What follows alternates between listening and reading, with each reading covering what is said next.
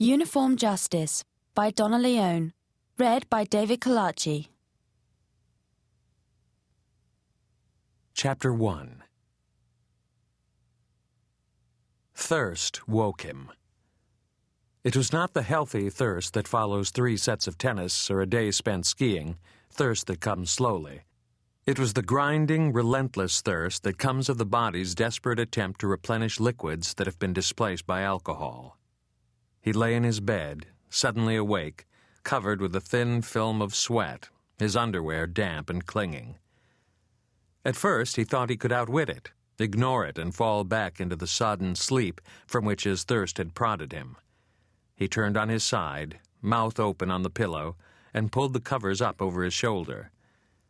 But much as his body craved more rest, he could not force it to ignore his thirst, nor the faint nervousness of his stomach. He lay there, inert and utterly deprived of will, and told himself to go back to sleep.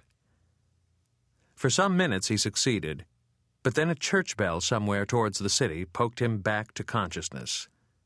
The idea of liquid seeped into his mind, a glass of sparkling mineral water, its sides running with condensation, the drinking fountain in the corridor of his elementary school, a paper cup filled with Coca-Cola.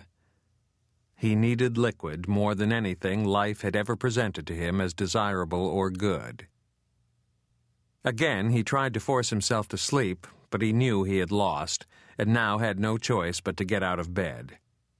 He started to think about which side of bed to get out of, and whether the floor of the corridor would be cold. But then he pushed all of these considerations aside as violently as he did his blankets and got to his feet. His head throbbed, and his stomach registered resentment of its new position relative to the floor, but his thirst ignored them both.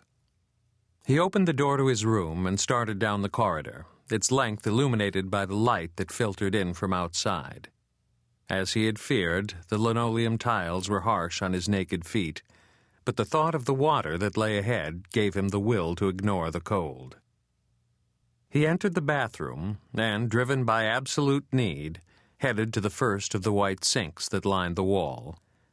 He turned on the cold tap and let it run for a minute. Even in his fuddled state, he remembered the rusty, warm taste of the first water that emerged from those pipes.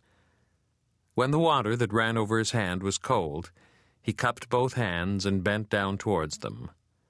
Noisy as a dog, he slurped the water and felt it moving inside him, cooling and saving him as it went.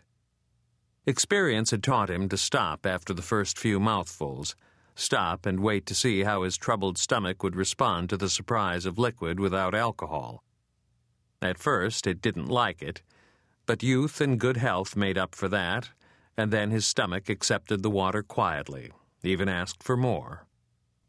Happy to comply, he leaned down again and took 8 or 9 large mouthfuls, each one bringing more relief to his tortured body. The sudden flood of water triggered something in his stomach, and that in turn triggered something in his brain, and he grew dizzy and had to lean forward, hands propped on the front of the sink until the world grew quiet again. He put his hands under the still-flowing stream and drank again. At a certain point, experience and sense told him any more would be risky, so he stood up straight, eyes closed, and dragged his wet palms across his face and down the front of his T-shirt. He lifted the hem and wiped at his lips. Then, refreshed and feeling as if he might again begin to contemplate life, he turned to go back to his room. And saw the bat, or what his muddled senses first perceived as a bat, just there off in the distance. It couldn't be a bat, for it was easily 2 meters long and as wide as a man. But it had the shape of a bat.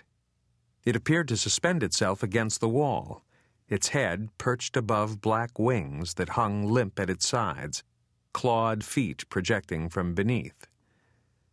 He ran his hands roughly over his face, as if to wipe away the sight, but when he opened his eyes again, the dark shape was still there. He backed away from it, and, driven by the fear of what might happen to him if he took his eyes from the bat, he moved slowly in the direction of the door of the bathroom, towards where he knew he would find the switch for the long bars of neon lighting.